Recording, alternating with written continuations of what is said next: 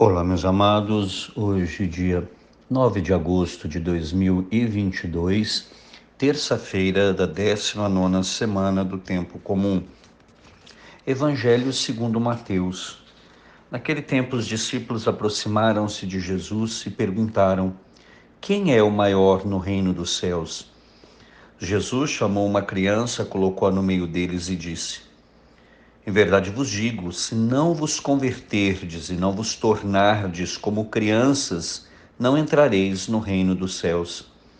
Quem se faz pequeno como esta criança é o maior no reino dos céus. E quem recebe em meu nome uma criança como esta, é a mim que recebe. Não desprezeis nenhum desses pequeninos, pois eu vos digo que os seus anjos nos céus vêm sem cessar a face do meu Pai que está nos céus. Que vos parece? Se um homem tem 100 ovelhas e uma delas se perde, não deixa ele as 99 nas montanhas para procurar aquela que se perdeu? Em verdade vos digo, se ele a encontrar, ficará mais feliz com ela do que com as 99 que não se perderam. Do mesmo modo, o Pai que está nos céus não deseja que se perca nenhum desses pequeninos. Então que os discípulos chegam em Jesus e faz uma pergunta bem humana, que é: quem é o maior no reino dos céus? Talvez por curiosidade, com toda certeza, porque eles perceberam que seguir o Senhor era exigente, mas que também tinha, vamos dizer, as promessas da fidelidade que o Senhor fazia. Quem fosse fiel até o fim receberia a recompensa. Então eles perguntam, diante de todos aqui da terra, na terra, quem são os maiores? São os mais poderosos, aqueles que mais têm dinheiro, aqueles que mais podem, vamos dizer, conseguir as coisas, materialmente falando. Basta a gente ver que, às vezes, com o alto índice de corrupção que existe no nosso país, pouquíssimos são os políticos que vão presos. Né? E os que vão também nem ficam muito tempo. Por quê? Porque muitas vezes é o dinheiro que manda. Agora, se é um pobrezinho que rouba um chinelo, rouba uma comida, vai preso e fica anos lá. Tá? Não é um mérito aqui, mas é para dizer que quem realmente é grande nesse mundo aqui é quem é poderoso, quem tem dinheiro. E aqui é a pergunta que eles fazem: mas no reino dos céus, quem é o maior? E aí o Senhor vai pegar uma criança e vai colocar no meio deles. Por que a criança, gente? Na época de Jesus, que era uma sociedade, e é verdade isso, é uma sociedade machista, então o homem era o centro de tudo. A mulher não tinha direito a nada e a criança menos ainda, porque a criança não era considerada nada. Porque ela não era adulta ainda, não servia, não produzia, não, vamos dizer, dava despesa só. Então, para a cultura daquela época, a criança não tinha valor nenhum. Não existia nada de direito de criança e essas coisas, não. Então, ele vira aqui e vai pegar essa criança e vai responder: em verdade vos digo, se não vos converterdes e não vos tornardes como crianças, não entrareis no reino dos céus.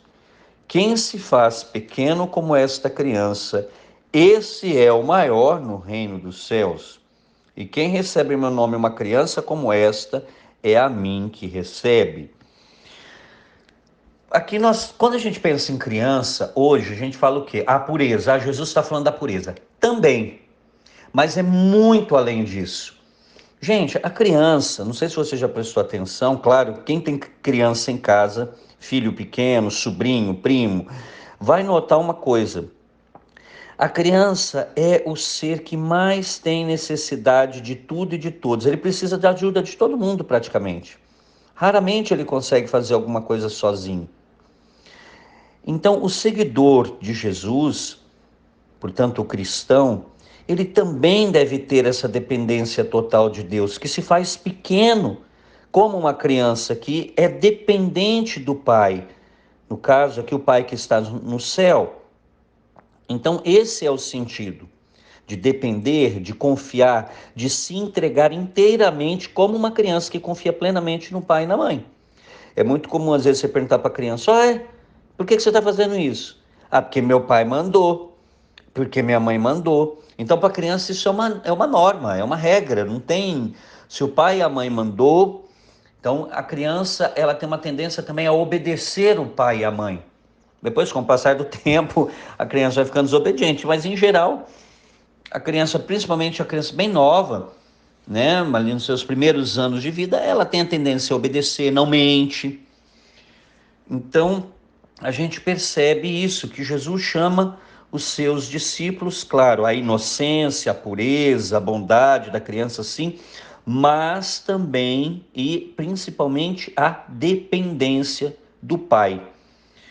E aí depois ele começa a dizer: não desprezeis nenhum desses pequeninos, porque eu vos digo que os seus anjos nos céus veem sem cessar a face do meu Pai que está nos céus. Aqui o Senhor está falando do anjo da guarda. O anjo da guarda das crianças, elas são tão importantes que o anjo da guarda delas estão na presença de Deus e suplicam por essas crianças. Então eles são importantes, porque como eu disse, as crianças eram desprezadas. O Senhor fala: olha, nenhum pequenino. E aqui, gente, o pequenino, vamos muito além das crianças. Todos aqueles que precisam de ajuda, de socorro, que são pequeninos até diante dos olhos da sociedade, que nós precisamos socorrer. Como, graças a Deus, tem muitas pessoas boas na igreja, graças a Deus, que tem esse coração aberto a socorrer as necessidades dos irmãos. E aqui o Senhor continua, agora faz uma pequena parábola que nós conhecemos bem, que é falando do quê? Que ninguém no reino de Deus, ninguém é desperdiçado. Todos são acolhidos. É preciso, claro, que eu dê minha resposta. Mas aqui ele fala o quê?